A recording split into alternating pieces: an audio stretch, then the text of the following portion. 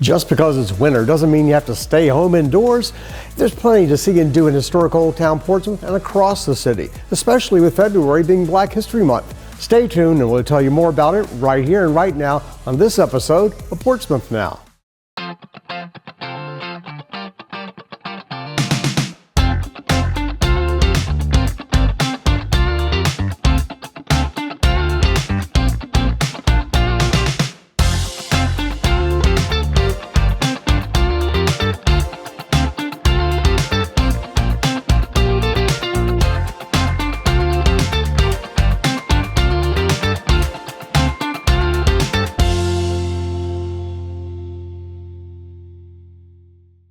Welcome to this February 2026 episode of Portsmouth Now. I'm your host, Rob Lauer.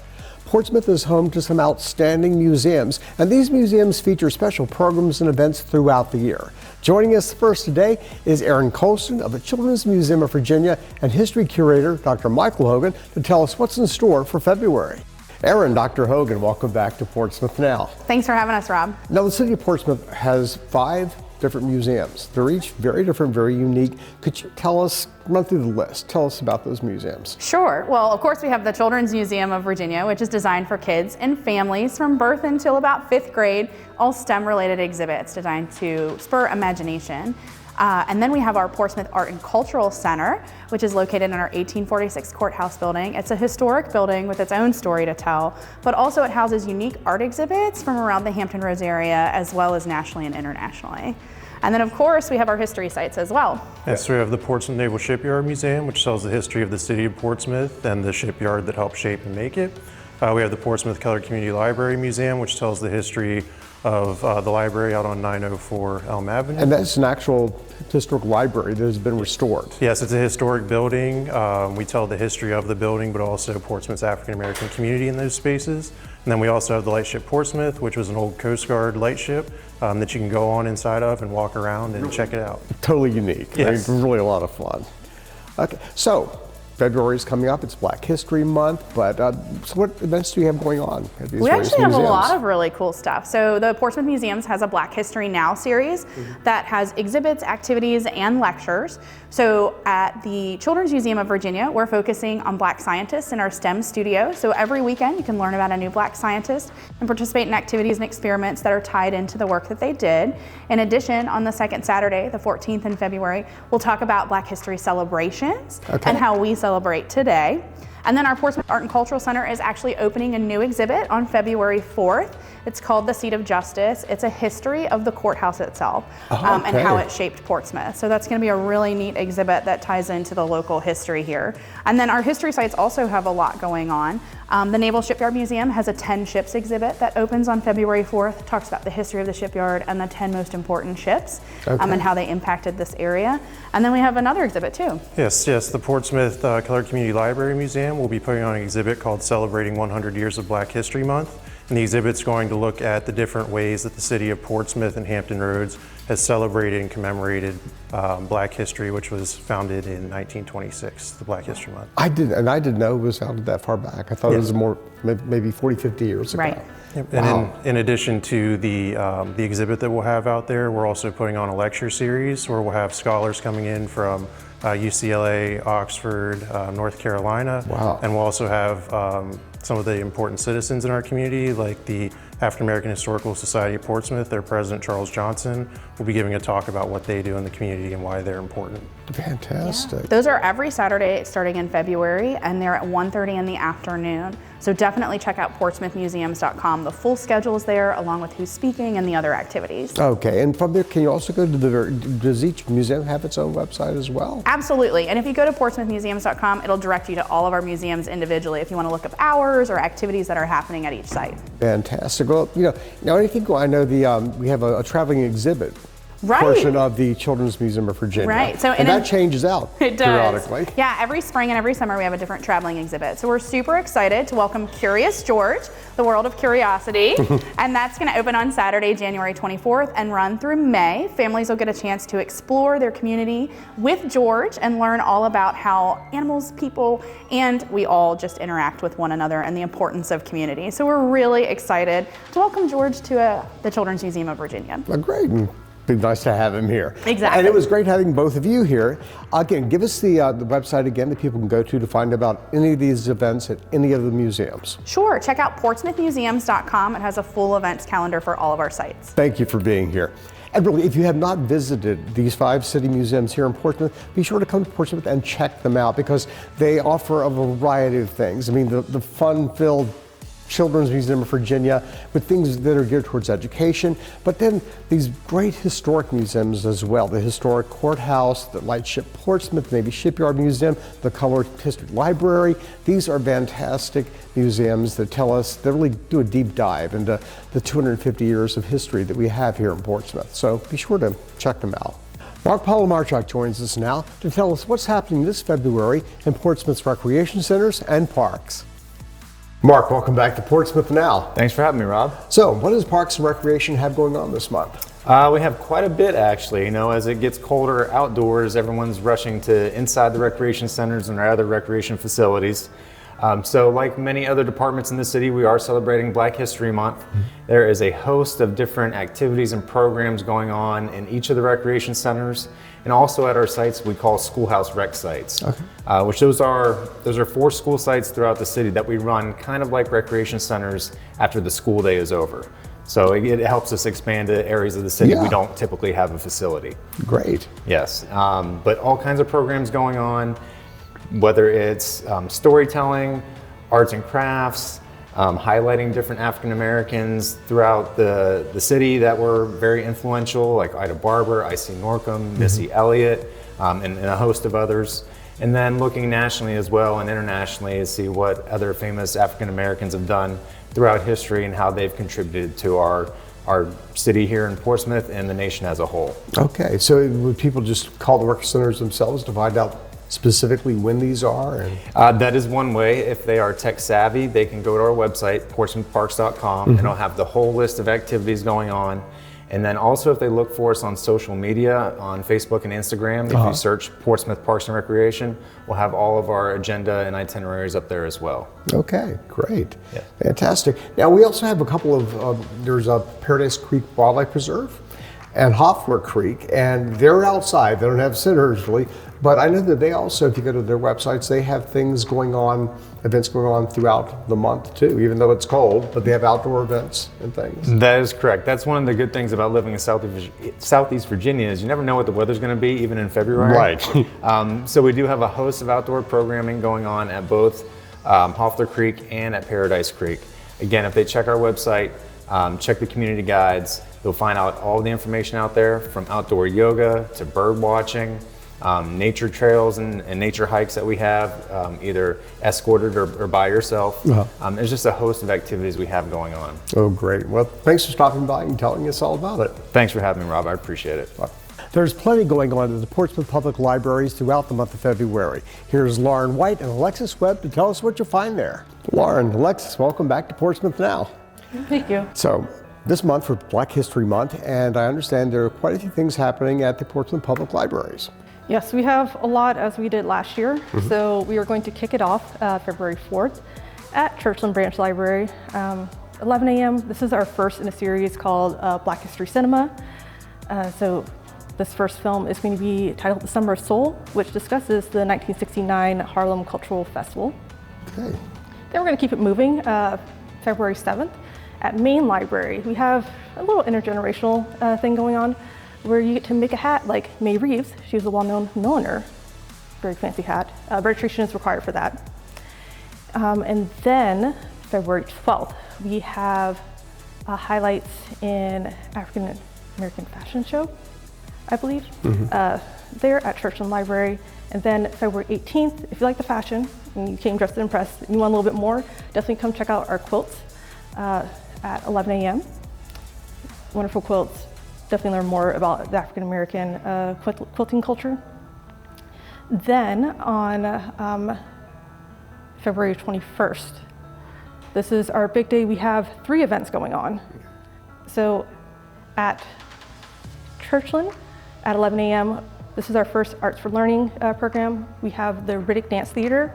They're presenting one, so if you want to learn more about call and response drumming, dance, this is your program.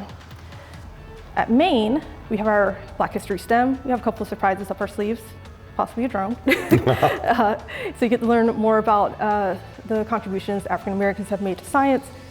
And at 2 p.m., we have a brand new program called Voices in Motion with Port Town Magic and the Portsmouth Public Schools Performing Arts Program.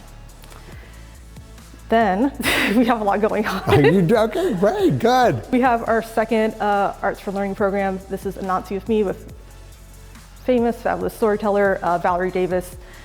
The first one is going to be at Main Library, so that's the one on the 24th at 10:30 a.m. And then our second one is going to be February 26th at 3:30 p.m. at Craddock branch. So if you like trickster sales, especially our favorite mischievous spider, Anansi, check it out for your kid. Our second Black History Cinema, again, like I said, we have a lot, series is going to be A Place Out of Time. So this is a double feature. We're doing something new this year. That will discuss the Bordentown School, which is the last co-ed, all-Black boarding school, and that was publicly funded.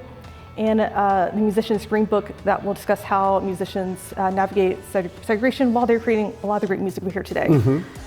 Then finally, we have Rita Attica Cohen. She is going to be at Main Library February 28th. She is presenting a wonderful program called The Beat That Connects Us. The us is a bit of a pun. That discusses music throughout the African diaspora and how it has sort of spread in the US and how it's influenced music that we listen to today. Well, yeah, it's so funny, listening to all these events. I grew up in a time where it's like libraries knows where you went, you get your, and you were quiet. And here you're having dancers, drumming, movies, and all of these things. It just shows how libraries have changed. Yes, we're not very quiet anymore. yeah, not very quiet anymore, but they're almost like community centers, educational centers where culture, not just literature, but culture in general is explored and celebrated. Yes. So that's fantastic. Are there any other events coming up that are maybe not Black History related, but? Yes, we do have some other events. By the way, I just want to say that was impressive. It was. Every year. We do have some other things happening across the library system. We have February is Library Lovers Month, so we have a lot of programming revolving around hearts and Valentine's Day and why you love your library. And you'll get some treats if you come tell us why you love the library so much. We also have at our Churchland Library, we have our cooking classes, our family cooking classes are starting again. I think our first one will be on February 9th at 6 p.m. at the Churchland Library. You do have to register for that. And that's just where families can learn how to cook healthy, affordable meals with a busy lifestyle, how to do it quickly. Great. We also have we've just started a new partnership with the Hampton Roads Chess Association. They're going to be doing a chess club out of the main library every other Saturday. So the second and fourth Saturdays from 1 to 2 p.m. No registration necessary, ages 5 and up. So if you want to learn how to play chess, that you already know, and you just want some friends to play with, come on down to the main library. What else do we have? I'm trying to think of what else. Everything's escaping me at the moment, but we do have follow us on Facebook. That's where you're going to find the most up-to-date information on everything that we have going on. Okay, and is it just Portsmouth Public Libraries on Facebook? Mm-hmm. Yeah, okay. Portsmouth Public Library. Make sure it's the one with the sailboat. Don't get the one in Ohio or New Hampshire. It's us. Okay, right. I know I've done that myself, doing research for the show. Put in Portsmouth, and about halfway through the site, I realized it was New Hampshire. But now, is there also a website that people can go to for just a city website for the libraries? As of right now, our website is portsmouthpubliclibrary.org. Okay. And that's where you'll find all of the information on our programs as well. Well, our calendar there. Thanks for coming. We hope to have you back again in the future. But I mean, it shows that really libraries have changed, and it's not just about sitting and reading books anymore. No, not anymore. Thanks for being here today.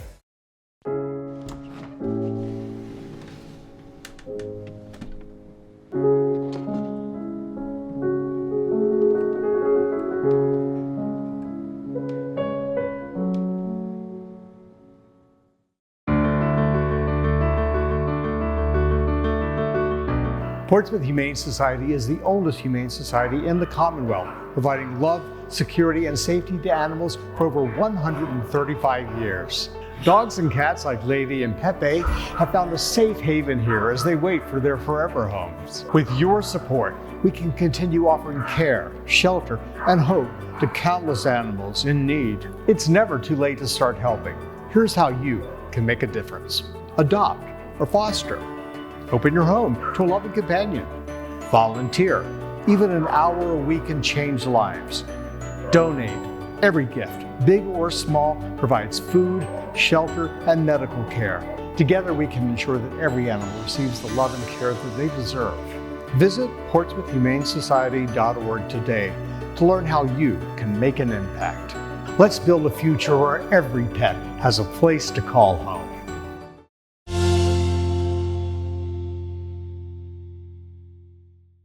Our final guests today are Apostle Dr. Joyce Tasby and Principal Chief Dr. Rosa Holmes Turner. And they will tell us about an annual Black History Month event that's been taking place here in Portsmouth for the past 8 years. Apostle Tasby, Chief Turner, welcome to Portsmouth Now. Thank you for having us. Glad to have you here. You know, it's a big month, Black History Month, February, and I understand that there has been a Black History event that's been going on for the past 8 years. Yes, it is, Brother Rob. And it's been a sensation and an excitement because we're educating and enlightening the community about all the different tributes and attributes and things that we have given to the city of Portsmouth as African Americans.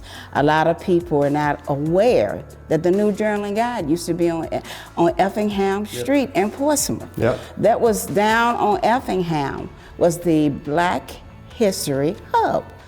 And Dr. Owens' office was there, Dr. Griffin, some of the funeral homes, the historical Ebenezer Baptist Church, where Dr. Johnson, who also, believe it or not, was an architect and designed that church, First Baptist, South Portsmouth, the Edox Theater, and many other historical places in the city of Portsmouth. Yeah. And I would like to iterate this year, every year we try to put something of a different spin on it to get people to come out to the city of Portsmouth and to see what we give to the country. And the reason why I use the word country, because it's just not for the citizens here. No. It's a part of history. Yeah. And history is there so that each generation leave a different legacy. Amen. And they build on that particular foundation. And it's called Trailblazers because these are people who made the pathway for us to follow. Give us the whole name of the event. It's called the Black History Trailblazers. Okay. Because a lot of the first people that we talked about, such as the Cafe Club, now is call it the Cafe de Port, was actually named for a black saint. That's who they named it after, and they were telling us the year that we went there that one of the nuns told them about the black saint. Wow. So that's who they named that venue after, and it's been there ever since the 40s. So I get excited talking about the various things that we have brought to the city of Portsmouth that may not be in the history book, but sometimes you got to write your own and make sure the facts are correct.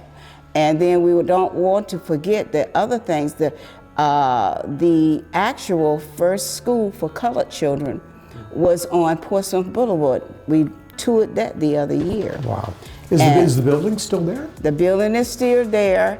And I met some of the other people when I was out working with this environmental group that have them in their states and cities. And there are not as many as it used to be, but they were built so that our children could be educated. And the one that's still the Kiro, when Portsmouth Boulevard was called, I think it was Kiro Street, it used to be also the Gosport Road, and the first black neighborhood or community in the state, not only in the state, but the United States, was Truxton. Yeah. That's where I lived in Truxton. I raised my children and in that was Truxton. built, my understanding is like in the 1910s when things were segregated for black shipyard workers. That's right.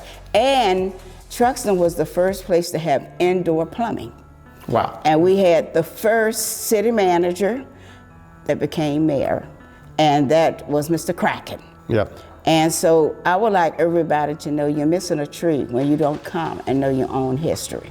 Yeah. Because it helps you to build on what others have already established, because a foundation what holds the house together. Yeah.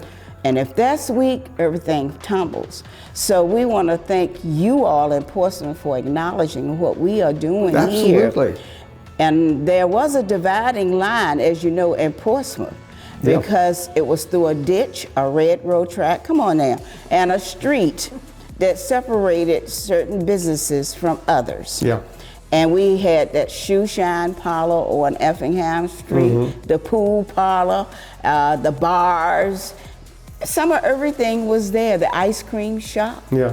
sandwich shop, and Movie theater? Yes, the Capitol. Yeah. And on also on High Street was the Lyric, and we didn't have to pay but 25 cents then to get in to see the movies. Now think about that. Now you're paying what? Almost $15 to see a movie. Yeah, if you're lucky. Yeah. If we're lucky, but if we go to the Commodore, you know, we're gonna pay a little bit more, and you gotta buy dinner. Come on, if you want the best seats in the house. And I would like to say that we have contributed as African Americans so much to the city of Portsmouth, and Mayor Harley was one of our first black mayors, as you know. Oh, no, yeah. And he used to talk about the citizens here in Portsmouth, Virginia, and what they did. And Bernard Griffin, a lot of people don't even realize Bernard Griffin was a multi-millionaire. Yeah. And he was the vice mayor, excellent man in business. Yeah. And Mae Breckenridge, who took over, she, along with Mrs. Dr. Woodard, who started a school on D Creek Boulevard. It's a private school that she started. They worked together to have it moved off of the parking lot of Ebenezer Baptist Church. So this year, we always bring something different to it. This year, everybody that's an exhibitor will dress up as someone in their family that had history or legacy for them. And one of them is, this is called Exquisite Beauty, Health and Salon, because her great-great-grandmother was 100% Cherokee Indian, and she was called the healer because they couldn't afford to go to the doctor in the 1800s. So she was the healer that people called for, and she was also a doula. She delivered babies. Wow. Think about that. Every time they needed something, they went to her. We wouldn't have been able to, our people during that time, afford to go to the pharmacist. Yeah. So we had someone to do it, and that's where the Native American part come in also with us. I know a little bit about my history and background because of my grandmother, and my daddy did tell us a little bit. Yeah. He is Seminole. My father was Seminole. He lived to be 94. My grandmother was 90-some when she passed. She was all Cherokee. And about 3 years ago, I had to speak at a college in Clinton, North Carolina on environment. And my aunt called me. She says, go and meet your aunt that's 105 years old. She's there. I'm gonna give you her phone number and address, and you call her and tell her you want to meet you. And so I learned so much from her. Yeah. And when her mother got ready to leave the plantation, their master told them about they were emancipated. They explained it to them, and they were going to leave, and she was leaving, but he didn't want her to leave. So what happened, it's really a love story. I don't talk about that part too much. He was in love with my great-great-grandmother, and he told her that he wanted her to stay. And she said she would not stay unless he willed the property to her children. Wow. Now remember, during that time, they couldn't read or write. It was against the law. Yeah.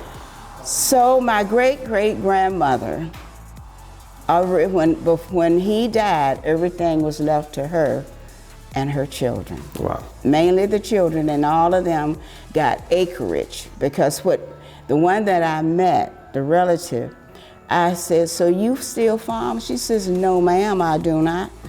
She said, I leased my property out. Yeah. And I met another one of my relatives during that day that she was a stylist on a red carpet, because I saw these pictures in her office. Yeah. Movie stars, Danny Glover, all of the big time stars. She says, I was a stylist in New York for them, and when she became older, I had to move back home to take care of her. Yeah. And I said that was beautiful. And all of them got property, every last one of them. Then I went a little bit further and I found out that he was the owner, he is on there in, that family is owner of one of the largest chicken factories in the United States. No. Yes, one. So that's beautiful. History is fascinating, It is. whether we know it or not. It's there. It's there, and we are what we are now.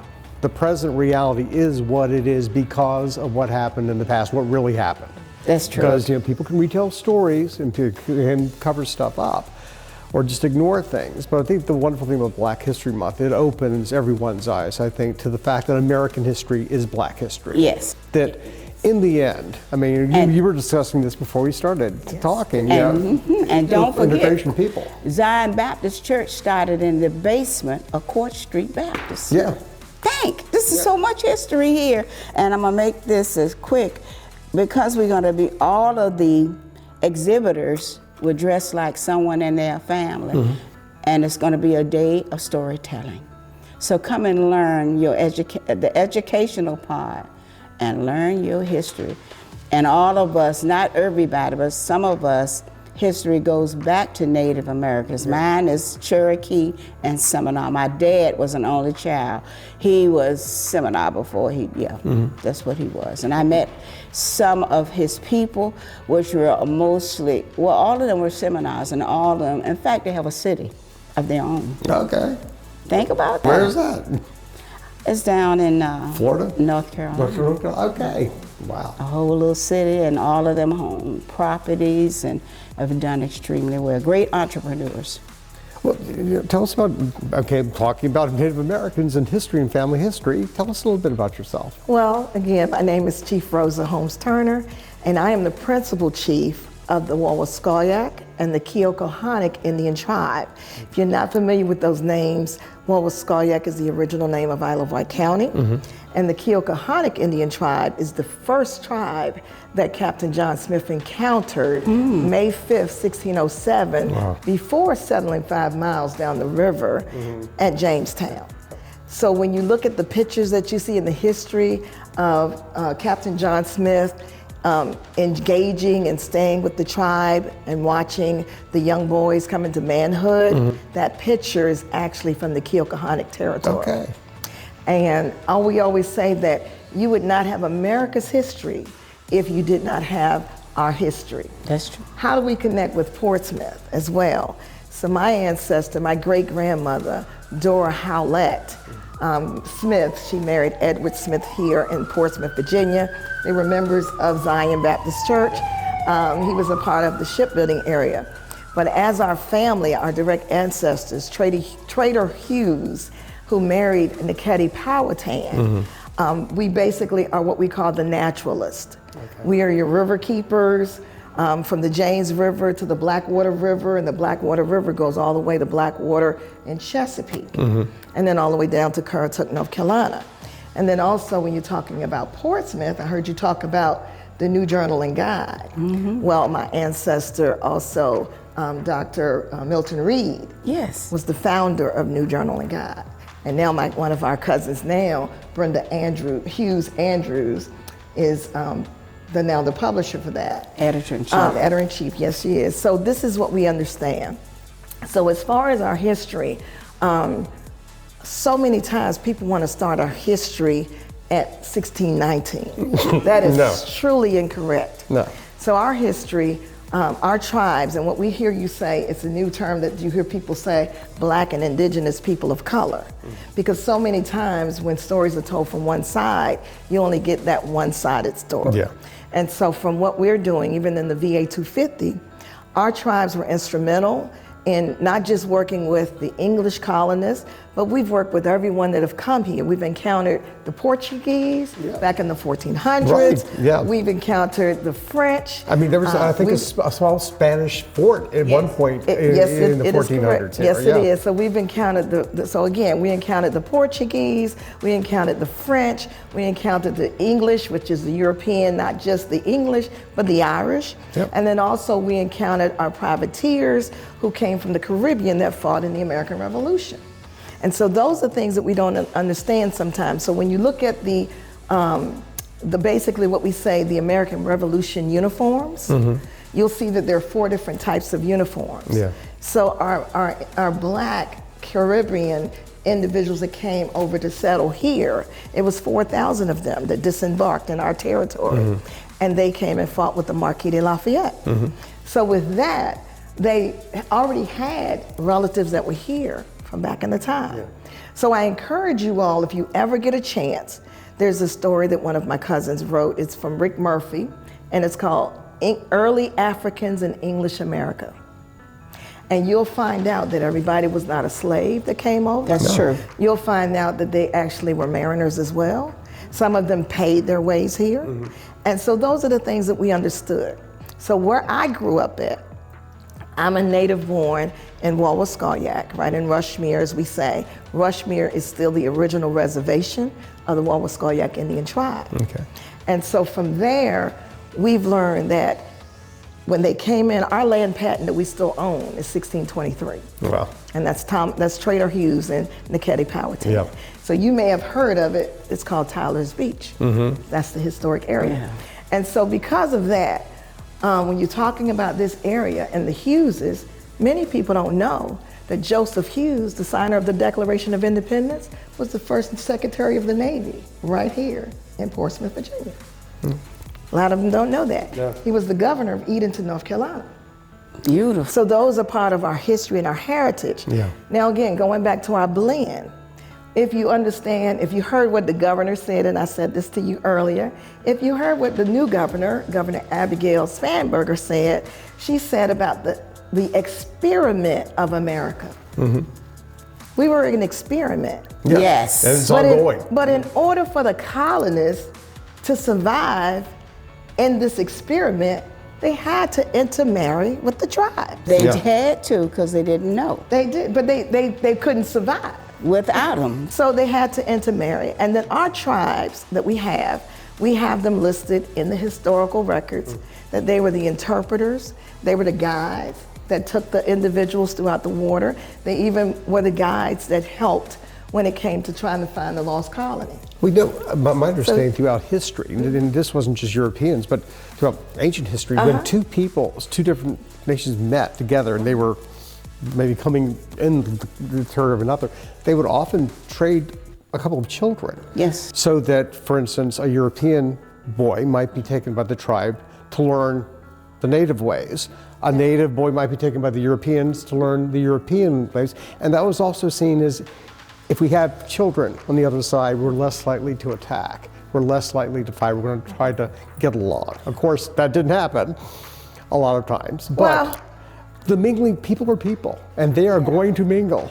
Well, yes, but what I look at it is you got to look at the history. And as we say always too, no shame, no blame. Right. It's just history. Yeah. So because of that, if you look at them, you had individuals that did come over as indentured. And what you're talking about with the trading of the children or anything else, they were apprentices. Right. Yeah. And so they were going through. But if you also know in the 1800s, they would say that the American Indians or a black individual could not own or manage their own land or their own property and their own money. You know, so what they would do is appoint a trustee that was a white individual. Right. Yes. So there.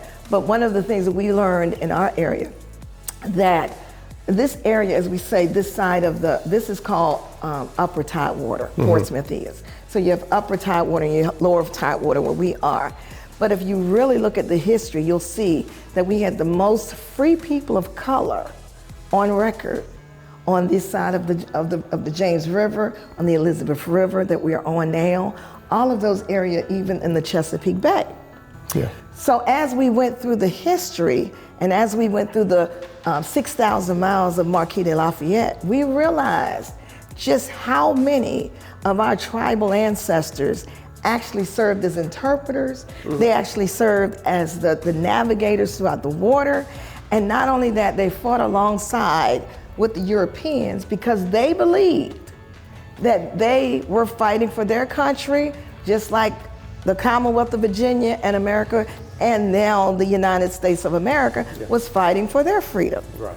So as we go through, the two things that kept us together is the Articles of Peace, 1690, and the Articles of and the Act of Cohabitation, 1688. And what did the act of cohabitation, did it have to do with intermarriage? Or? It happened to do so. So I always say, before there was Loving versus Virginia, there was the Act of Cohabitation that would allow you to intermarry across the races. Okay. And so we have those documented on history.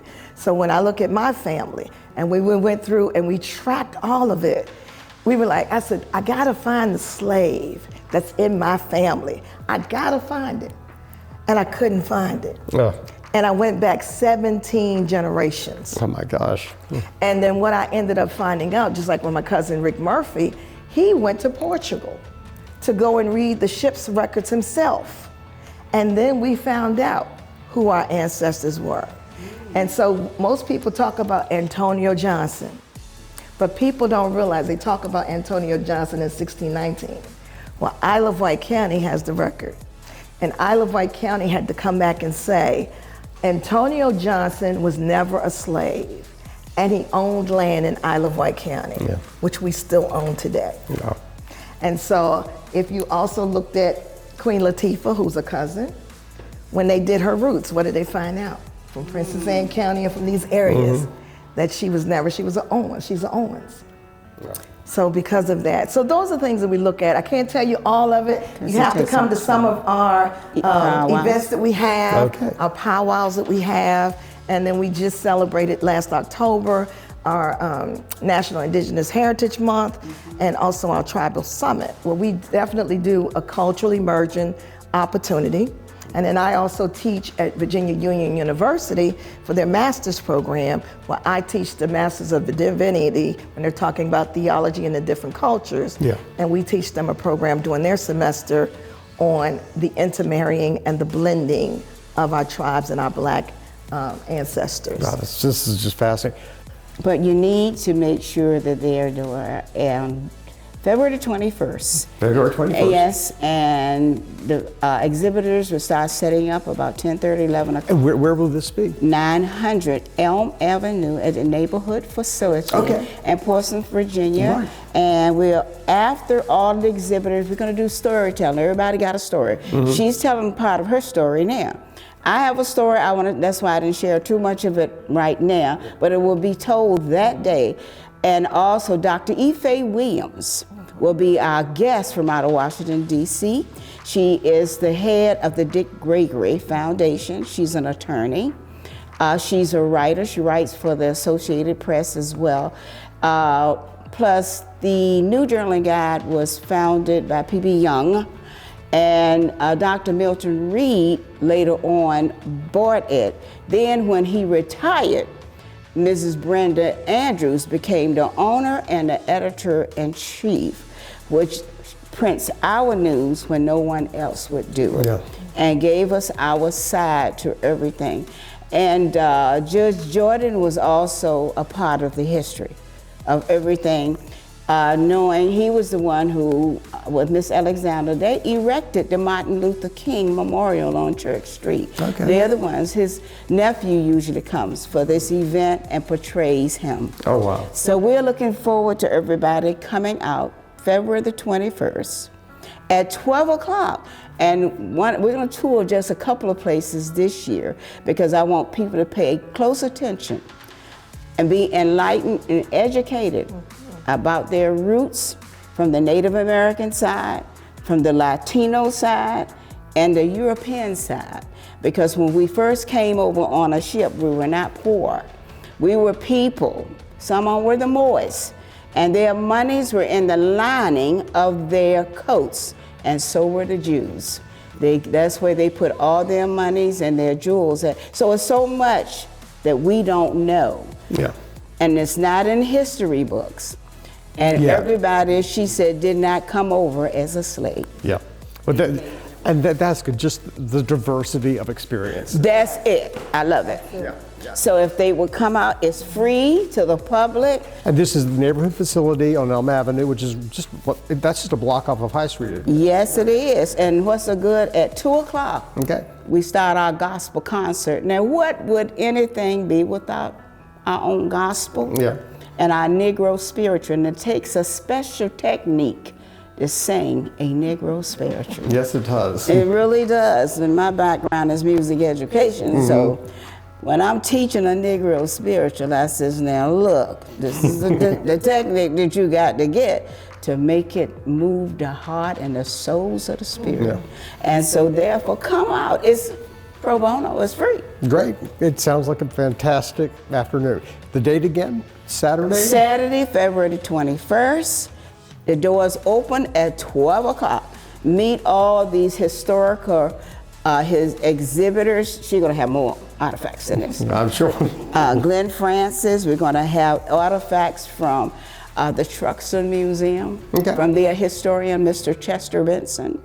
Oh, we have some great people coming out. The Martin Luther King Celebration Choir will be singing in the concert under the direction of Dr. Winston Davis. We'll do an excerpt from Another Day, the theater group that we have. Titus Jackson from Portsmouth, his gospel. He's also a Dove Award recipient. And Sure is. radio announcer. And all praise of that, and, yes, and I taught him. He was one of my students. Higher Praise will be with us under the direction and founder of Dr. Brenda Boone, who is also a minister of music. She's a retired professor from Tidewater Community College. And Francine, AKA Candace, who is an entertainer. We are also having her and Curlin Smith, who's known as the Shirley Caesar of Hampton Roads. She's going to be there, and I'm excited. So don't say, well, I don't have this 25, 50. No, the gospel concerts are usually $165 now. But you're going to see people that have won awards in gospel. And it's free. And it's free. And it's free at 900 Elm Avenue, right here in Portsmouth, Virginia. You all call it P-Town. I don't say that, but they call it P-Town. And so I'm looking forward to seeing everybody come out if you want to know your history and where you started from. So when you know where you started, you know that you are greater than what you thought. Amen. Amen. Thank you so much for being here today. Thank you for having us. I'm delighted. Thank you. That's it for our show today. If you'd like to find out more about any of the events featured on today's show or any other events taking place in Portsmouth during the month of February, simply log on to www.portsvacation.com and then come to Portsmouth, where if you give us a day, we'll give you a vacation.